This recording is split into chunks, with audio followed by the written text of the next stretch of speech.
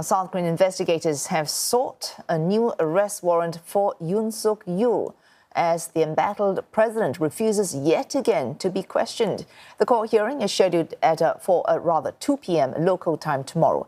If it's approved, it will likely extend Yoon Suk Yeol's detention by 20 days.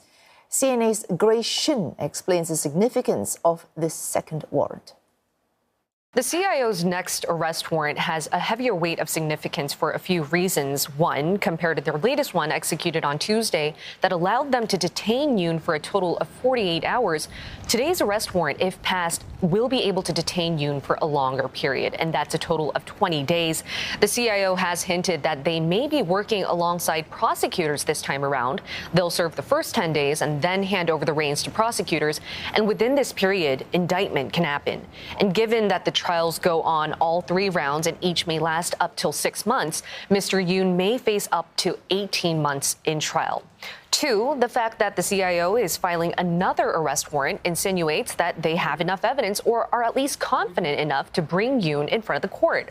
Earlier today, the anti-corruption agency spokesperson told reporters that though they were not able to go through the 200 pages worth of questions they had prepared for Yoon, they did compile more than 1,500 pages worth of investigation material from the prosecution, including testimonies from key military officials that were involved on the night of the martial law decree.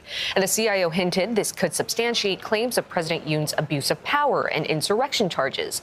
And the second arrest is graver than the first because usually it's slapped when investigators determine that they have enough evidence to put a suspect on trial and they believe he or she may try to obstruct evidence or run away. So legal experts in Korea have highlighted that Yoon's legal team now has to definitely step up their game. During the first arrest warrant and questioning, Yoon's defense team filed a petition arguing the CIO's detention warrant issued by the Seoul Western District Court was invalid. They repeatedly argued the case should have been handled by the Seoul Central District Court instead. His defense team also pinned insurrection charges against police personnel for illegally trespassing the president's residence, which by law is considered a sensitive military area. And they've also claimed the CIO lacking jurisdiction over insurrection, undermining the office's authority to investigate such a case. But all of these complaints have been defied by the court yesterday night. And though Yoon's team may try to file another petition along these lines, given that they've already been rejected, legal experts in Korea are saying they obviously need to provide more concrete evidence. And as of now, Yoon's legal team remains confident. They're denying the CIO's claims that Yoon could be charged with insurrection and abuse of power.